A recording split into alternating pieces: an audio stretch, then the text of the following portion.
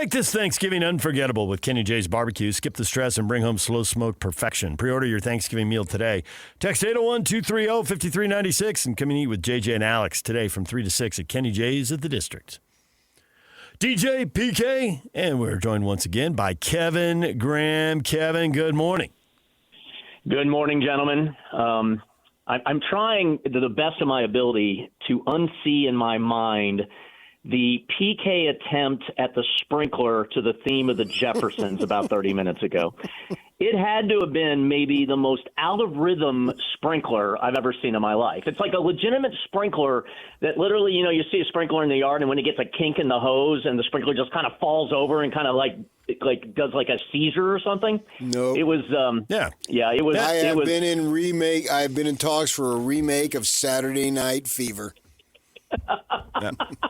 I don't even want to see you attempt to dance after just seeing you try to do a sprinkler. It's and then to the tune, what's next? Are you going to do the lawnmower to the theme of Sanford and Sons? I mean, what are we doing here? 70s, 80s TV sitcom? I may do the swim to the theme for Friends. Swim. Bum, bum, ba-da-da. Bum, bum, ba-da. Come on, y'all, give me some Sanford and Son. I like the theme song to Friends was pretty good. Friends, yeah, there you go. That's up tempo. I don't know if you can hold to that rhythm, PK. I'd go something a little slower on the rhythm there, but I'm just saying. I'm telling you, everybody should just watch that YouTube channel, man. It is entertainment. Yeah, every day, every morning. Yeah. You tell DJ, by the way, just rolled out of bed this morning and came in, right? With the Padres hat on and the orange sweatshirt. You forgot the part where I rolled out of bed late this morning. Yeah. Oh no. I actually wake up to you guys and I just heard PK doing the trending thing and I'm like, I wonder where DJ is this morning. Yeah. It happens. I wasn't actually going to bring that up because I didn't want your bosses to be aware because I'm sure most of them weren't up that early. You just did bring it up. What do you mean you didn't want to bring it up? I just said you just rolled out of bed. I didn't say you were late to the show. Was clear. I just said you looked like you rolled out of bed. It was clear. Hey, it happens, man. It happens to the best of us. It does. Yep. No doubt about it. Yep. We have come to the conclusion that Utah is going to run the ball and run the ball and run the ball some more, and they're going to be Baylor, and that's why they're favored by 9.5 points. And the good news is there's a lot of stuff happening at that time, and I won't be surprised if the Utes open up a lead here and I'm able to watch BYU UConn, Utah State UNLV, because the Utes will turn this game into a four-con conclusion before the fourth quarter. Do you believe that to be possible? Yes, it is possible. My only concern really is just the bye happening and whether that knocks them out of rhythm a little bit. I mean, they were rolling. Since they beat BYU, obviously they blew out Colorado, who's terrible. And then they blew out Cincinnati, who was supposed to be decent. So, I could see that happening. I tell you, and kind of off it a little bit. I was just kind of thinking about this today. Especially the way BYU played last week against Texas Tech. If Utah can keep it rolling, I mean, don't you agree, that the best championship game and the team that has the best chance, in my opinion, to beat Texas Tech, wouldn't you agree it would be Utah? I mean, Utah right now is the number 2 offensive team in points scored in the Big 12 behind Texas Tech. Utah is the number 2 defense in points allowed in the league behind Texas Tech. The way Utah's playing right now on all cylinders and the athletes they have, I mean, they played each other earlier in the season. Obviously, Texas Tech dominated and won. But the way Utah's rolling right now, if they can keep that going, not only against Baylor, and then keep it rolling through Kansas and Kansas State, or Kansas State rather first and then Kansas, that to me would probably be the better game. And Utah could be the better team at that point to have a shot at actually beat Texas. I don't know, obviously, if that's going to happen with their 2 losses and everything else, but and whether they even get that shot. But and then obviously if BYU takes care of business, they'll get that another shot just based on their better record and beating Utah. But I don't know. I think Utah just seems to be rolling right now. So that would lead us to believe that you've given up on BYU after just one game. No, I haven't given up. I have not given up on BYU. I mean, what happened? Suppose they get back on target and win out. Well, they do. You know what? And if they do, they deserve another shot at Texas Tech. I just don't think they're not built in a way to, in my opinion, beat Texas Tech. I mean, I was very rare in my assessment last week of calling for a Texas Tech blowout, and I don't know. I mean. BYU getting a second chance at them, I would hope to think that they would change some things. I mean, obviously, everything that you guys and I talked about last Friday that BYU had to do to win that game, they did none of it. I mean, I'd say defense played a winnable game. I mean, holding Texas Tech to 5 field goals and being put in a bad position at times, field position-wise with turnovers and whatnot.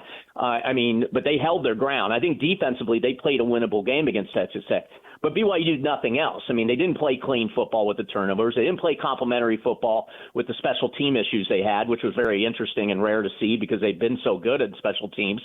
They couldn't run the football, which I think we all kind of knew going in. I mean, heck, they only averaged 2.5 yards per game. And then the other thing Texas Tech did is they were able to limit Bears' playmaking abilities because of the athletes they have and the system they put together and a really good game plan. I mean, that's the other thing. They outcoached BYU as well with the defensive game plan of making Bear not be able to run the football. And then I thought the game plan for BYU offensively, I thought they played scared. They didn't challenge Texas Tech at all. I thought their goal was to try to be as conservative, it seemed like, as possible, where in my mind, I'm like, you throw the ball down the field, take shots. They did that one shot, and Roberts had a chance at it.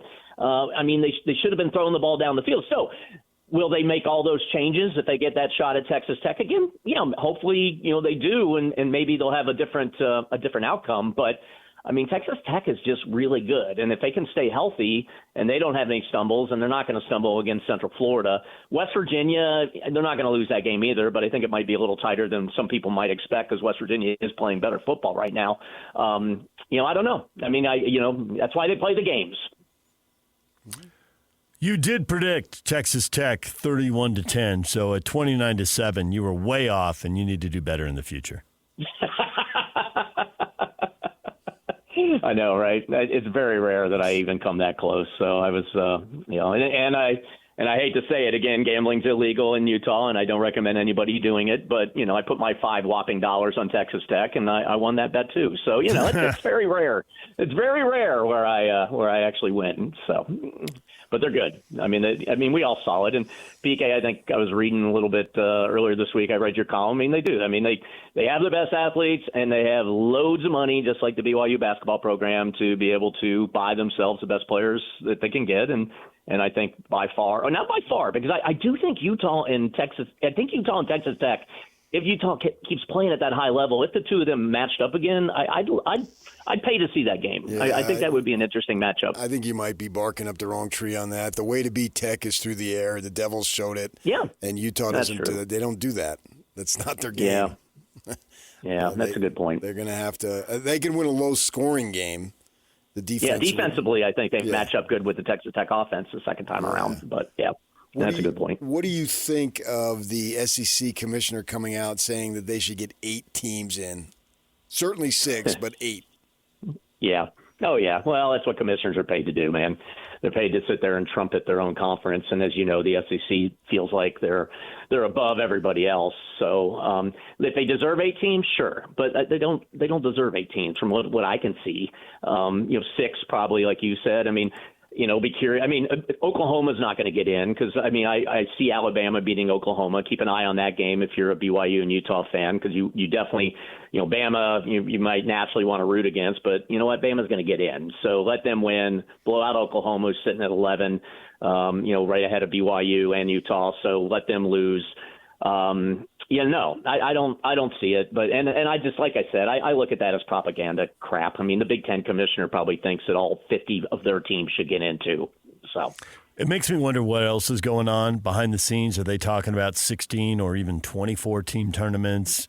Because I think they're always working behind the scenes. Remember all the glowing things they were saying about people while they were trying to pop Oklahoma and Texas away from the Big 12, and they did. So I figure the SEC's an iceberg, and only 10% of it's above the water. Yeah. Oh, yeah. Yeah. No, I 100% agree. I mean, the legit teams that could get in is Texas A&M, Bama, Georgia. They're givens. Ole Miss, I think is a given. But after that, you got to, watch, Texas.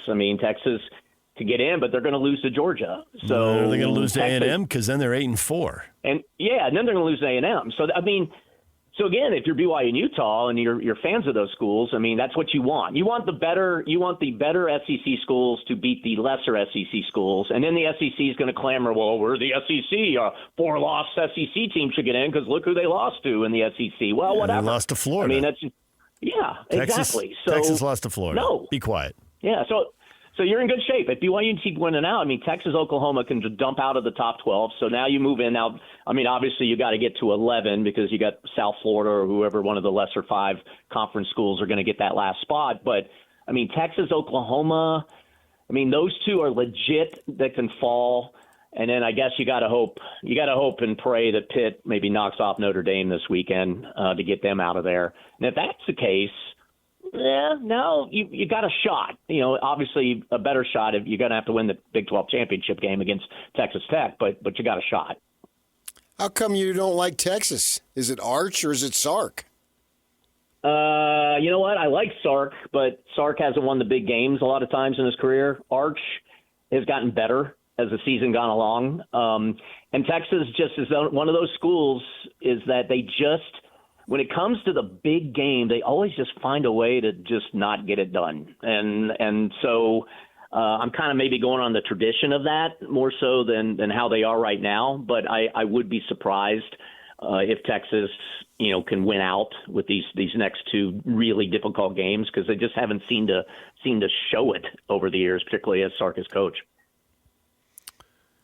In the NFL, we're getting a little changing at the guard here in the AFC. For so long, it's been the Chiefs, it's been the Bills, it's been the Ravens. The Jets. Stop. And don't even get me started. The Bills are 6 Pee-wee football teams have better offenses than the Jets. Do you understand that? Like, our quarterback can't throw the ball more than 5 yards down the field. Like, it's okay. Anyway, sorry. Okay, go ahead, TJ. Sorry to interrupt. The Bills are 6-3. They're playing Tampa Bay. They're 6-3. I mean, if the Bills lose, they're 6-4. It's media. They've already lost to the Patriots. They'd be 2 games down. I mean, if they lose this game, they look like a okay but fairly mediocre wild card team through 10 games. And the Chiefs are sitting in the same place. I mean, they're 2 games behind the Broncos in division. If they lose in Denver, they'll be 3 games down. Oh, no. Is it really the changing of the guard here, or the cream rises to the top? It's a long season. Calm down. Stop overreacting.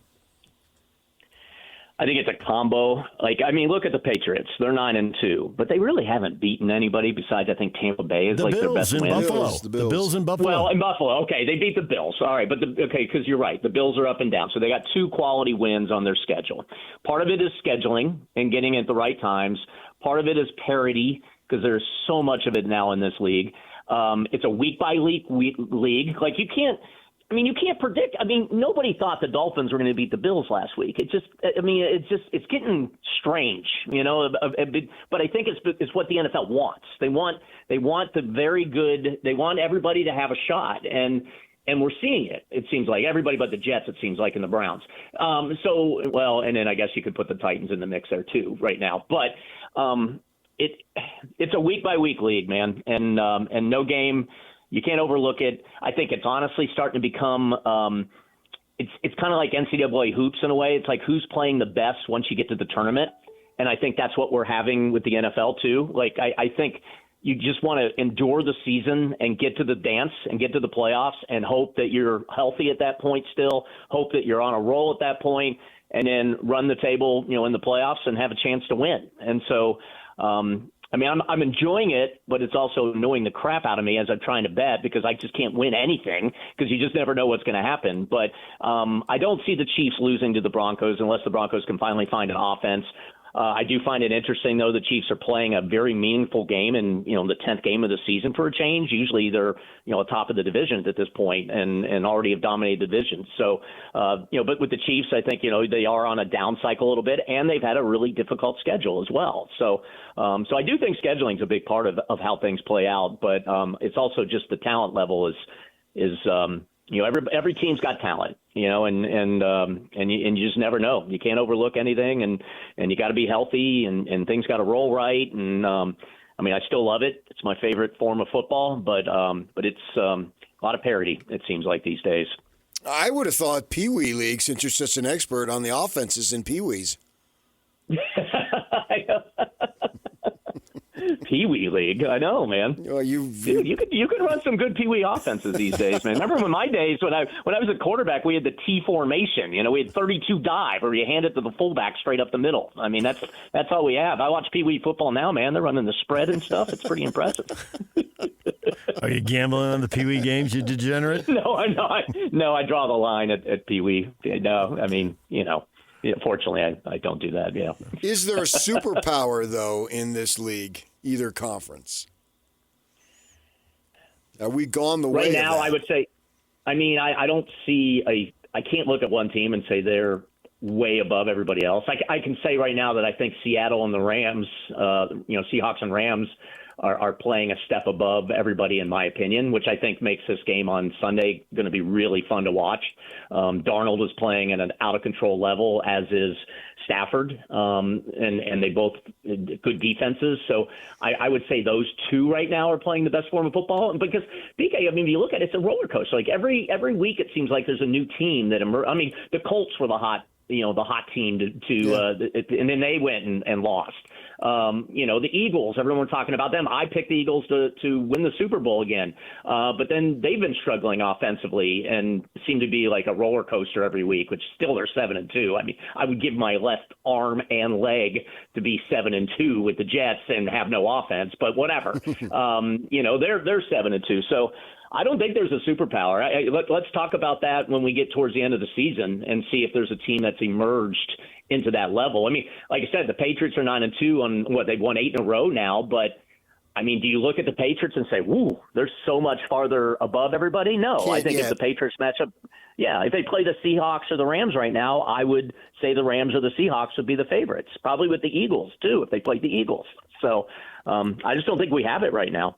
We have some really good teams, though, and that's what makes it intriguing. You wonder if that's good for the league, and maybe the NFL is just foolproof and doesn't need that and is immune to it. Because usually when you have a dominant team, that helps the professional leagues have everybody be drawn in. Because if you have a dominant team, then you most likely have a dominant player or players. Yeah. But I wonder if the NFL, they really don't need that. It just open the doors and let the people in and turn on the television, and they're good to go.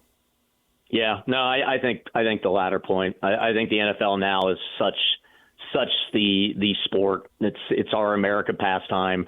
I mean, look what they do now. Like the NBA owned Christmas. So what the NFL do?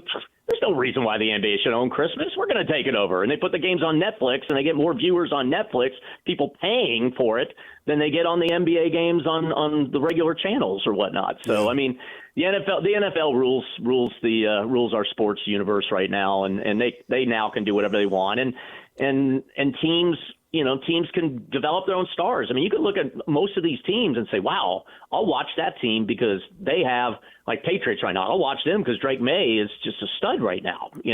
Josh Allen, I'll watch the Bills because of that. I mean, you could go down every team and say, man, they have this player, they have that player. Then add the fantasy football component to it, add gambling now involved in it as well. I think, they rule the sports universe. Well, I guess we can leave it right there with total intergalactic domination. Intergalactic. Exactly. Yeah. I mean, I don't know. Well, I hope, DJ, you get enough sleep over the weekend so you can make it to work on time on Monday. That's what I hope for you. That's a low blow. I know. I know. And PK, work on your dance moves. Like just the shopping cart. You ever done that before? Like the cha-cha, maybe move your feet a little bit. Did you just say the cha-cha? I think you did. That's what I heard, and I thought maybe I was the only one who heard it. Okay, I wanted to verify. Kind of like, don't make any quick moves in front of the camera. Pretend like nothing just happened. I wish I slept late for this segment. Yeah, right. I don't even wear. I mean, I did not wake up this morning thinking the word cha-cha would be coming out of my mouth. Like that was not on my agenda this morning. I don't know how that happened. All right. Well, you sleeping you late. Guys are hilarious. You sleeping late or get a nap tomorrow because that BYU game will kick off 10:15 your time. So that means like 1:30 in the morning. Yeah, I know, but that's okay. I can do that. The Jets don't play on Sunday now, so I don't have to wake up early at 1 o'clock. Get up for that Commanders and Dolphins game from Madrid. Yes. Oh, yeah, which is ridiculous. I mean, again, why are we playing in Madrid? Money. Again, back to my point, Money. the NFL taking over the world. The answer to all your questions is money. Well, I know that. And again, what annoys me is when you play these international games, the most excited these fans get is when the little field goal kicker goes out and kicks the ball. Like, I mean, they don't even appreciate the true moments of our sport. You know what I mean? So I've actually read stories about this and that people walk around in the crowd and all that there's a lot of Americans living abroad, and that's a big portion of the audience. As people are like, I get to see an NFL football game, you know? Isn't most of Hollywood living abroad now? Yeah. that's right. Yeah. They left our country. That's right. Good point. They're at CFL games. Oh, man. All right, gents. Love you guys. Have a great weekend. Thank you, Kevin. He's Kevin Graham. This is 97.5, the KSL Sports Zone. Everything you missed on this show next. Stay with us.